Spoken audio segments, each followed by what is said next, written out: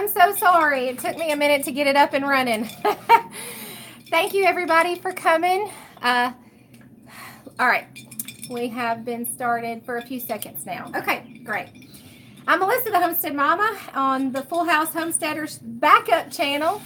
And I'm sorry, y'all. I have been running around here like crazy. I cannot see all of the chat, but if you have questions, just put them in capital letters and I'll move my phone to make sure I can catch it. I've been up since 5:30 and I've been running, trying to plant seed because it was supposed to rain, and taking care of kids and doing dishes and fixing meals and doing laundry. So I apologize. I was going to try to get this up between 2 and 4 and it just didn't happen. The only downside, hey Christy Betts, hey Serrata Wood, the only downside that I would say that it's not really a downside, but it could be, I guess, if you looked at it that way. Having Ben work so close to the house, you know, if he needs something, he calls me. So I've got to run out there and take him some sweet tea or something like that, which is not a big deal. I love my husband, so I'll do it. And I told him, anytime you need anything, that's fine. I'll come running.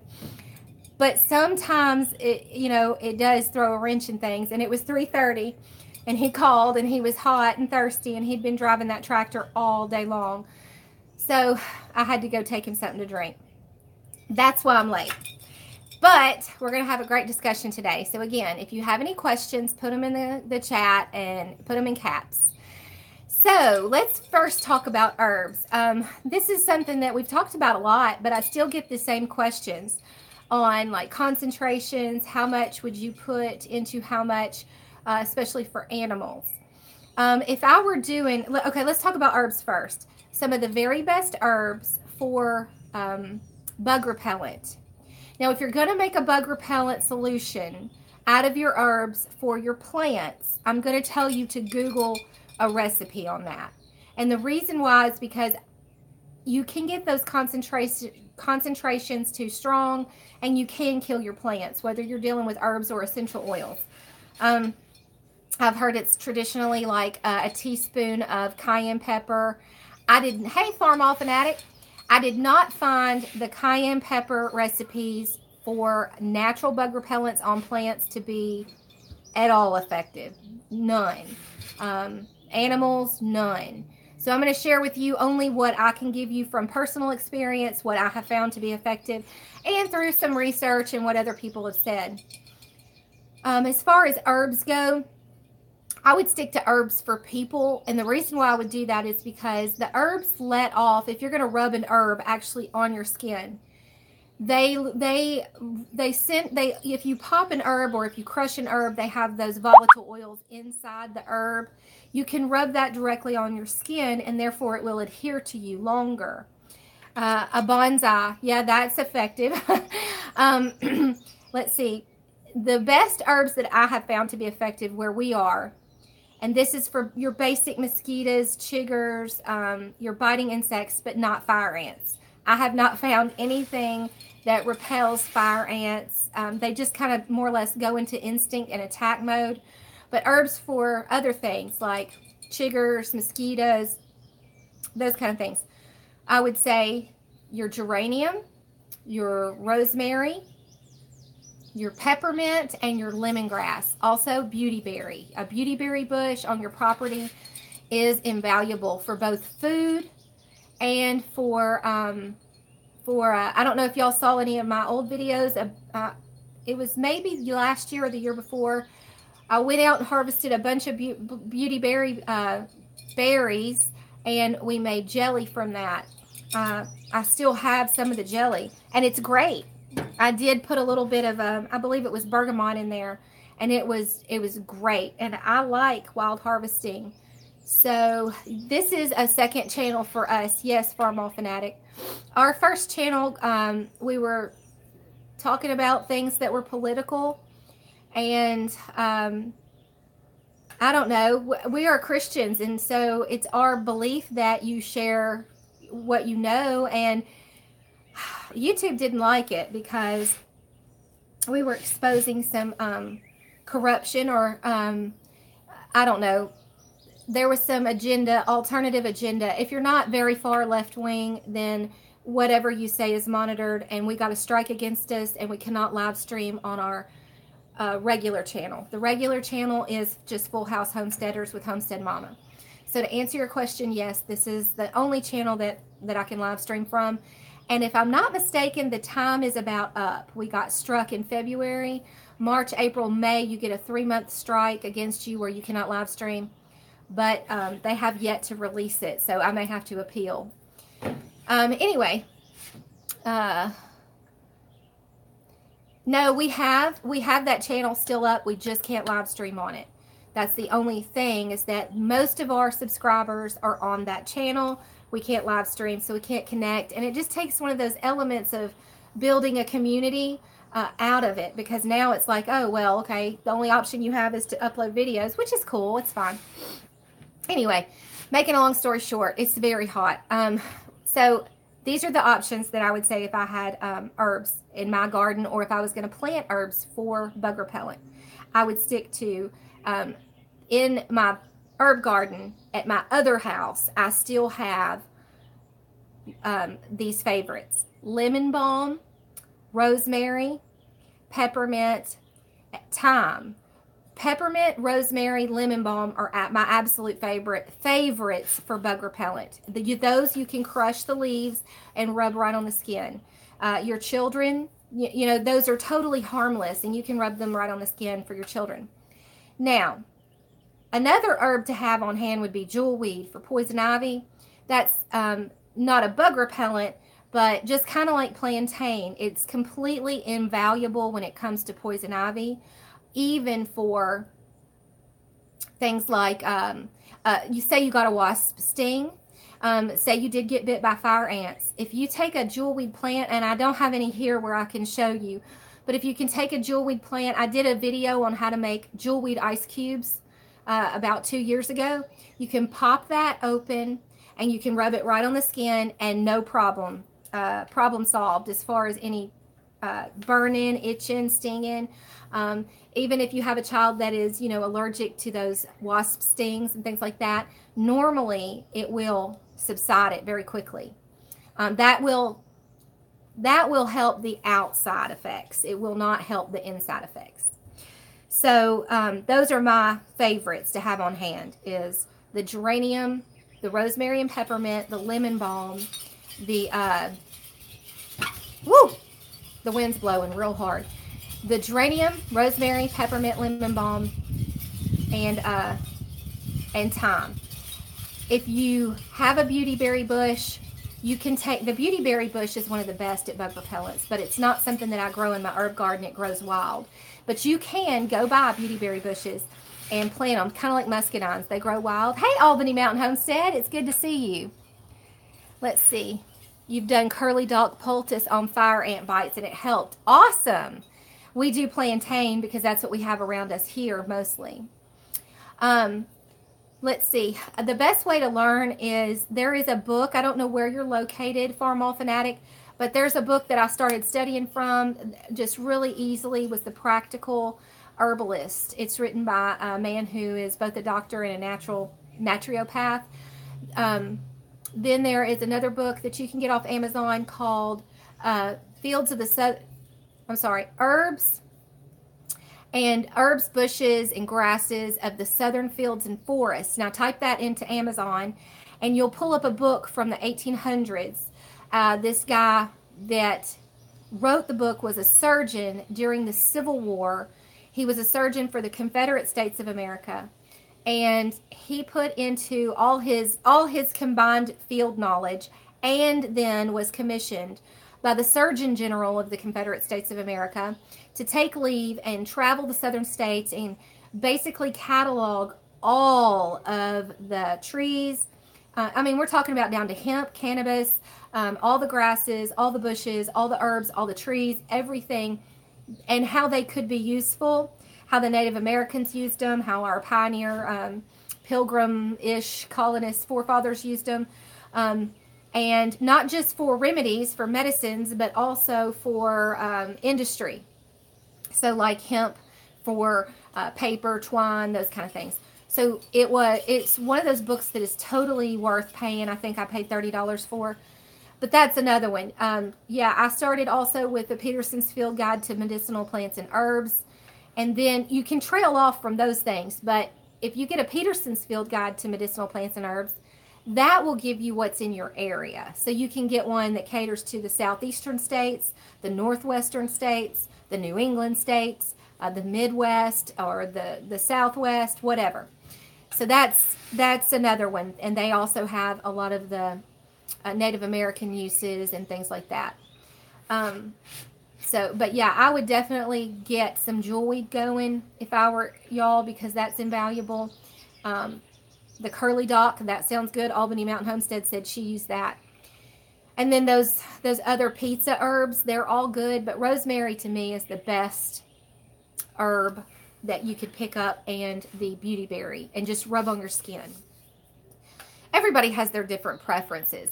Now here's why I would not try to use herbs for bug repellent on animals, because they don't have, even though they have a coat of fur, they're not going to hold on to the oils like your skin would.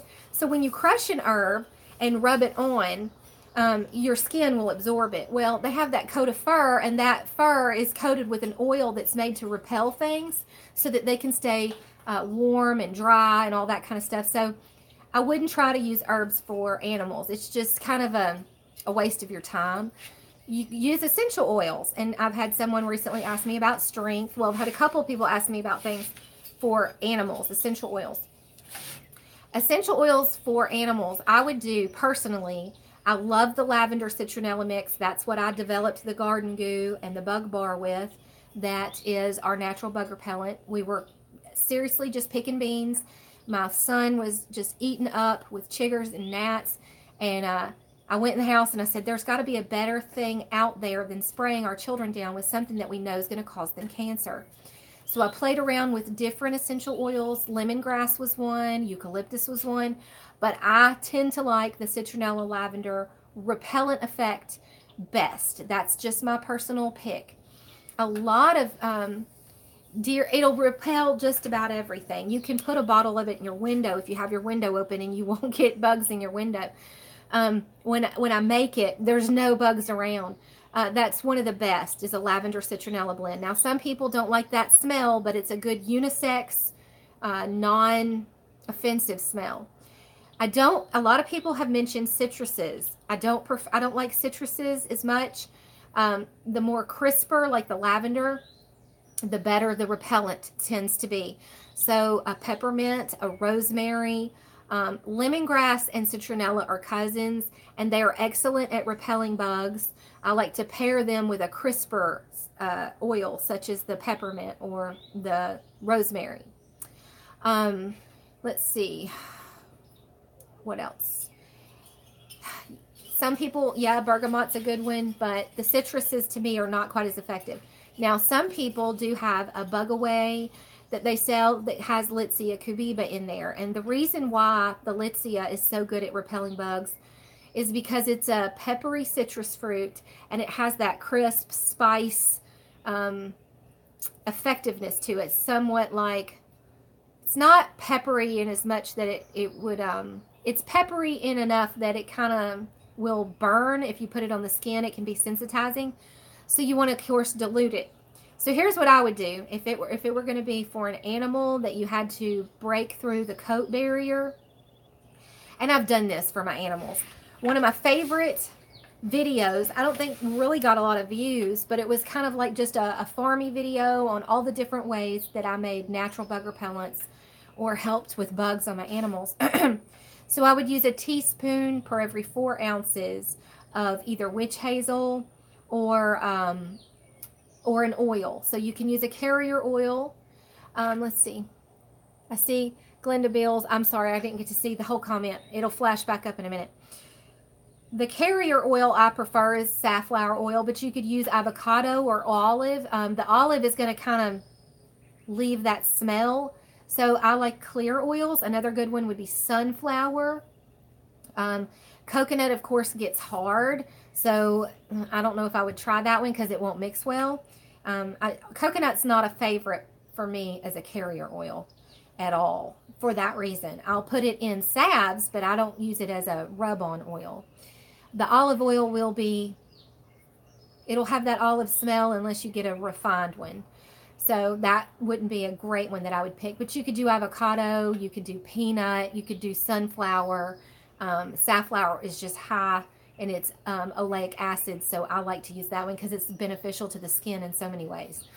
But anyway, a teaspoon total for every 4 ounces of witch hazel or a carrier oil. So, and a lot of people, that's kind of strong, but you've got to get it through that coat barrier. And you just want to avoid the mouth, the eyes, the ears, and any of the genitals or private parts.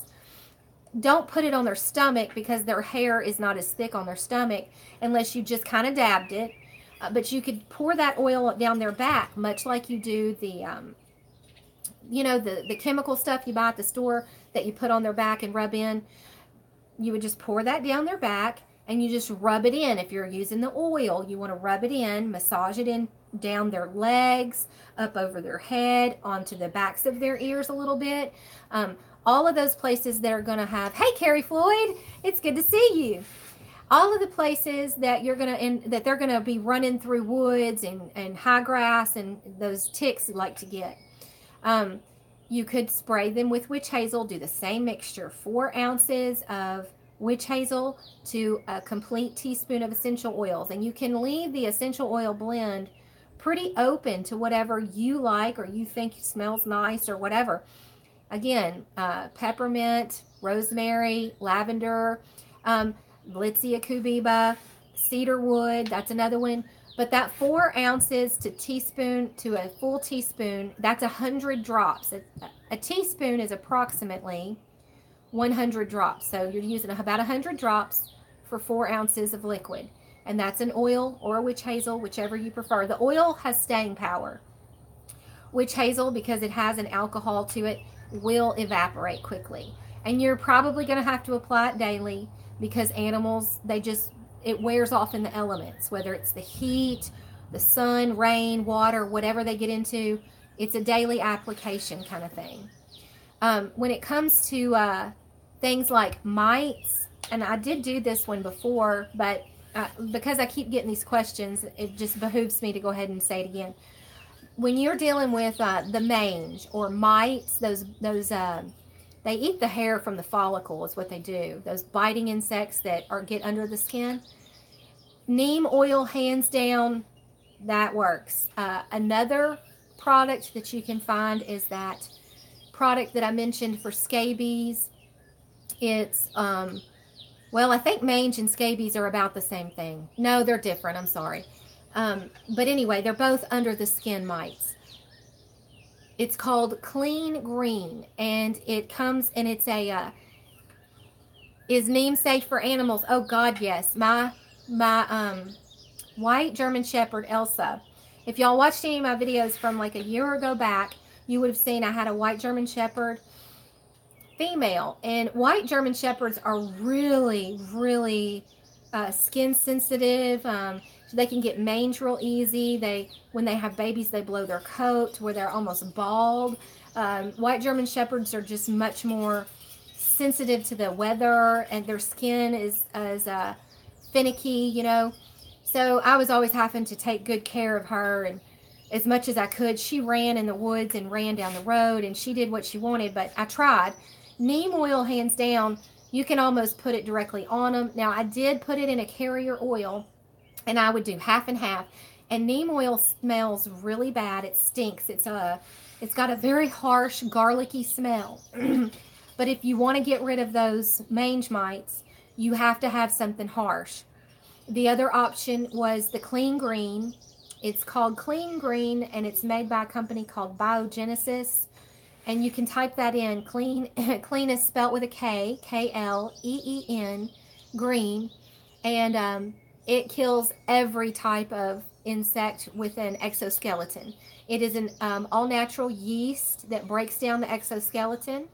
So that would be a really good one to keep on hand. I have it in my house and keep it on hand all the time, just in case somebody gets something. It works on mange, works on lice, works on scabies, works on any of that. And I've not had to use it. I bought a gallon of it, and you use like 4 ounces of that product to every 7 ounces of water, I think. It's been a while since I've used it. And you can spray that directly on the animal or the person, rubbing it into the skin. But yes, neem oil is completely safe. It just smells. It just stinks. And a lot of people, if they have an inside animal, are not going to want that oil rubbing off on their furniture. So you could use essential oils. If you had let's do that. Let's talk about inside animals.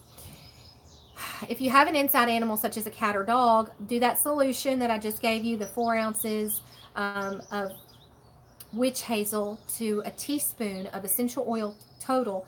Put it in a spray bottle and just spray the animal with that and rub them in. So a lot of us that homestead or have gardens or farms have a lot of outdoor animals, and I tend to forget about the indoor animals. So I'm sorry. If you do have an indoor animal, just use the witch hazel, because that's not going to be unpleasant if the cat rubs against the couch, or the dog, rolls over on the rug and rubs his whatever and scent into the rug. So that's a good one. For chickens, neem oil is priceless for leg mites on chickens. If you did the same thing, you can do the same thing as a spray. You can use the witch hazel. I love cedar wood when it comes to chickens, because when they go in the coop at night, chickens have a tendency to get leg mites. They have a tendency to get lice. They have a tendency to get fleas, and they have a tendency to get now bed bugs. So the Litsea cubeba and the cedar wood are 2 of my favorite for dealing with chickens in the coop. Put it in the oil, rub it on their legs, rub it in their their feathers, or spray it on. The coop spray, it would be, you could mix peppermint, Litsea, cedar wood. I would definitely think about the Healthy Chick that we sell at homesteadmama.org. It has clove, thyme, Litsea cubeba, and gosh, I get overwhelmed. I'm sorry. I'm tired. What is it? Clove, thyme, Litsea, and oregano. There you go. And oregano is one of the most powerful natural antibiotics on planet Earth. For more about that, you can Google that. But anyway, the Litsea cubeba, the thyme, excellent bug repellents. The clove, antiseptic. The oregano, highly antibacterial. So that Healthy Chick was made to be used in like a coop spray or ingested by the chickens. But if you were spraying a coop and you had chickens, or you wanted to just keep them from getting lice, do the teaspoon of essential oils, whether you did the Healthy Chick or your own blend, in that 4 ounces of witch hazel. Spray it up. Spray their coop. I always sprayed my coop once a week. We cleaned the hay out of the coop. We cleaned and I didn't do wood shavings because I just had access to hay. So we cleaned hay out of the coop. We shoveled all the poop from the coop into the compost bin. I sprinkled baking powder over the whole coop, and then I sprayed the whole coop, and then I put the hay back in and I sprayed it again. And I may have done a video on coop spray. I'm not sure. It's been a year since I've had chickens, so that's the downfall of marrying a chicken farmer. You can't bring in any outside animals. So I had to give up all my fowl. I had to give up my beautiful turkeys, my blue slates, and my wild easterns. Yeah, I think I did. I did do a video, Wee Tree. But anyway, I'm happily married, so I'll shut up. I'm not trying to complain. Anyway, but we can't have chickens or turkeys or pheasants or ducks or any kind of fowl on our property because they do eggs for hatcheries. So let's just say you order some, I forget what the name of it is. Let's just say you order some, Ben is worth them all, I know, isn't he? Let's just say that you ordered chicks from a hatchery, meat birds. Well, it could be that you ended up with the chicks from, in this area. They're one of the largest chicken farmers for producing eggs for hatcheries. The chickens and the eggs aren't produced for meat. It's for meat birds. Anyway, They incubate them. They send the eggs off, they incubate them, and then people order the chicks to raise. So that's how that works. So we can't have other chickens and turkeys and all that. But I did, and that's what I did, is I sprayed my coop, I cleaned it out, and I sprayed it before I laid my hay and after. I'll tell you another thing a lot of people don't consider is that whether you're using shavings or hay, your mites can come from those things. So it might even behoove you to sprinkle some dried rosemary in the coop. I did that sometimes because rosemary is so good at that. Or make sure you spray it often. If you're going through a mite problem, if you're going through a flea or lice problem with your chickens, either spray your coop very often with essential oils or sprinkle some dried rosemary in there, some herbs that are pungent, some peppermint, those kind of things. Eucalyptus, you might want to hang some around. A lot of people will, when you talk about, like, I don't want to get off on the weird track now, but a lot of people that used to commonly have knowledge of herbs, you know, would be considered witches or practicing witchcraft. But the truth is that Bonnie Mark says, what about that? I never found diatomaceous earth helpful when it came to bugs on my animals. I found it helpful in the garden, but when it came to chickens or the dogs or any of that, I didn't. But I've for the last 15 years, lived out in the middle of nowhere in the country where the ticks are just relentless, the chiggers are relentless, and the mosquitoes are the size of your shoe. So I did not find diatomaceous earth helpful on the animals. Robbie used it a lot. He did a lot of chickens, and he did a lot of raising chickens, and he used it. But I preferred the essential oils because it tended to repel before it ever became an issue. I never had issues with lice. I even got a set of chickens one time from an older woman, and she said that her chickens always had leg mites, and she would have to sprinkle them with Sevin dust. Well, it was my first go round many years ago with chickens, and I thought, okay, I'm going to have to be prepared to sprinkle these chickens with Sevin dust, but I really don't want to do that.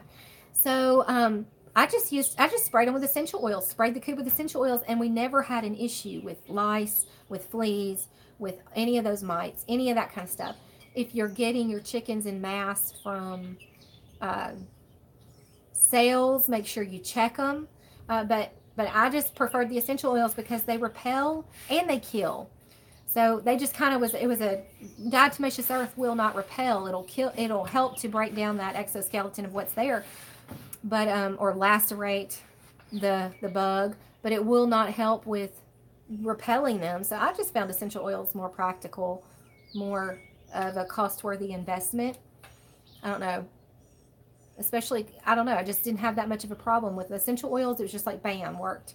The diatomaceous earth tend to work more in the garden for me. That's just my personal experience.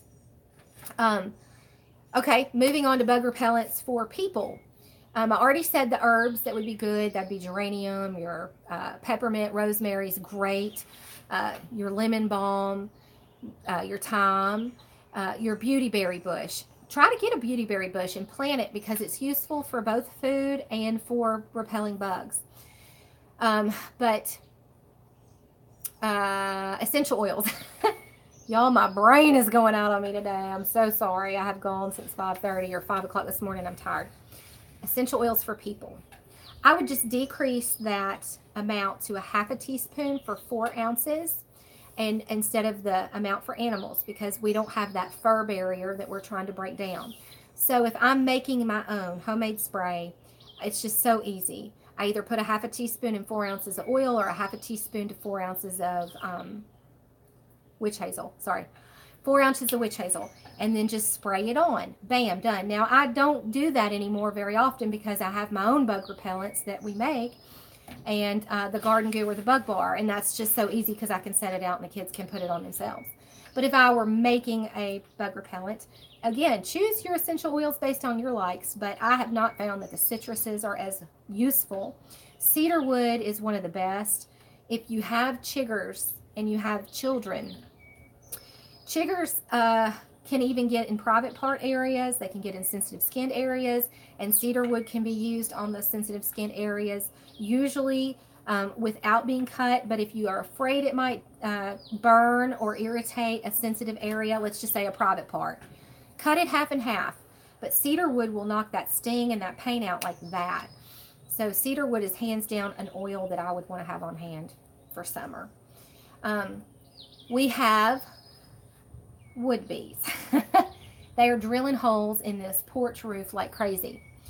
So I'm going to try and experiment with the cedar wood. Now, you know our grandparents always had cedar closets.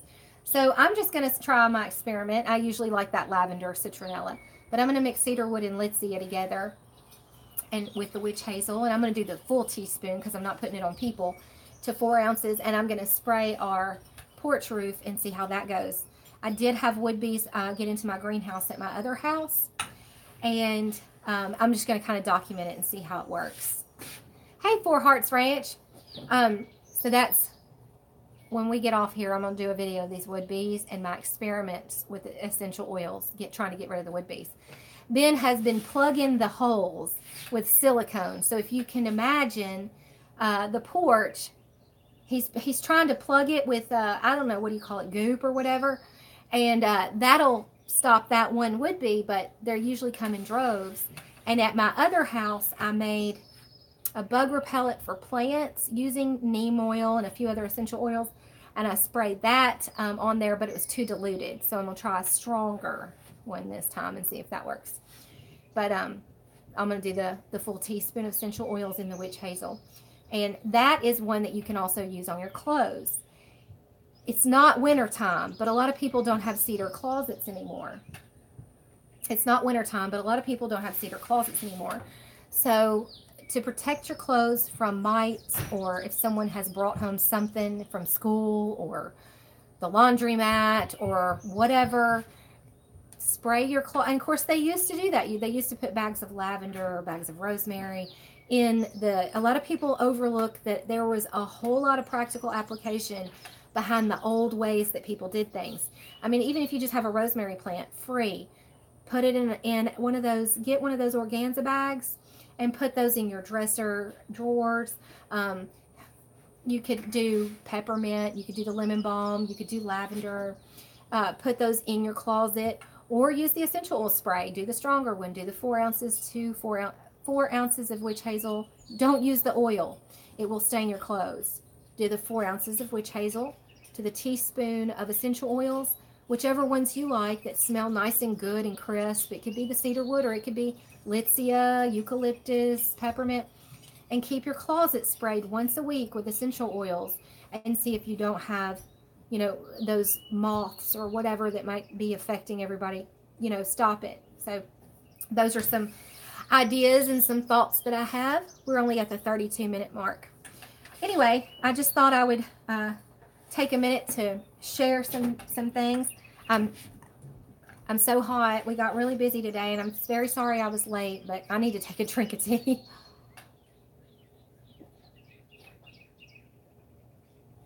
So anyway, for animals, for clothes, for a stronger concentration, a teaspoon to 4 ounces of whatever carrier oil or witch hazel. And I like to use witch hazel because it's easy to emulsify the essential oils in.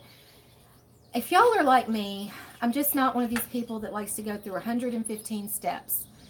Our forefathers, our grandparents, everything was really simple. It was just bam, bam, bam, cut and dry. We have overdone everything. We've overeducated, we've overfed, we've scienced. We've overdone everything. Life really does not have to be that hard. And I think about what Jesus said when he said, take my burden on, my yoke. Okay, sorry, I heard the J word and they cut me off, I guess. I don't know. So anyway, I think about what Jesus said when he said, take on my yoke. It's light. You won't have to have this heavy burden. All this, Uh-oh, now you know you did it. I know. You start talking about God and your channel gets striked and your channel goes out on you and all kinds of stuff. I'm sorry, I got a child. What? We're out of sugar. Yeah, I know. Use brown sugar. Okay. Sorry. So anyway, Things don't have to be that complicated. They really don't. You don't have to follow some 10-step process to make a nice herbal bug repellent, to make a nice essential oil product or bug repellent or whatever. Life doesn't have to be that hard. Simple is better. Does anybody have any questions? I may not have touched on a subject, and since it's only the 35-minute mark, I just put chicken in the oven, so I've got a few more minutes to go before that'll be ready. Let's chat. I hope everybody had a great Mother's Day, and I hope that everybody's having a wonderful beginning to their summer. Gardening and animals and all that stuff to look forward to.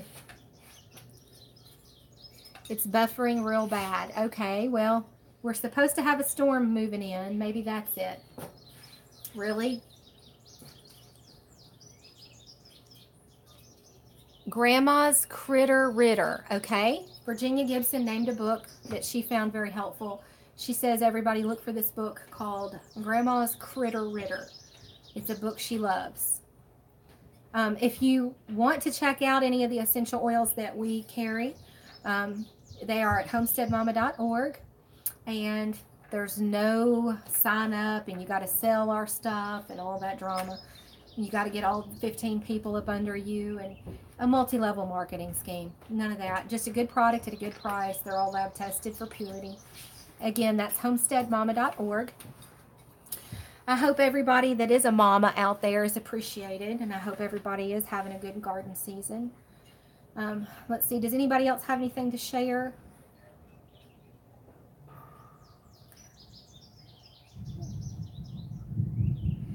Y'all just don't understand. Sometimes I want to cry. This is my life, okay?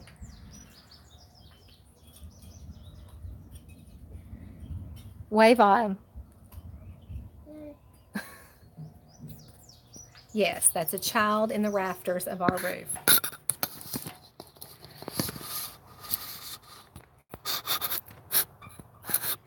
Okay, there we go. All right. So anyway, that's what keeps me on my toes. That's what I like sharing information for, though. Real life happens here. That's exactly right. And then some. And then some. So anyway. Yeah, children don't grow because of you. They grow up in spite of you. Yeah, that's true. I wouldn't trade them for the world. Would not trade them for the world. We have 7, 8 in all. Kylie's out of the house. Oh, you know, I couldn't figure out. It got to like getting to me. I have not been able to YouTube a lot lately, or as much as I wanted to. Let's just put it that way. I have done videos, but they're short, sweet, and to the point. That's all people need anyway. But I didn't feel like I was being able to live stream, communicate, do essential oil videos and all that. And I realized, I was like, what happened? Well, my oldest daughter last year married and moved out of the house, and she was my right arm. So Kylie was my main cook while I was working in the garden. I didn't have babies and all that stuff. So now it's just different. You know, the dynamics of our family have changed, which I'm very happy for. I love Ben. I love my 2 precious new children.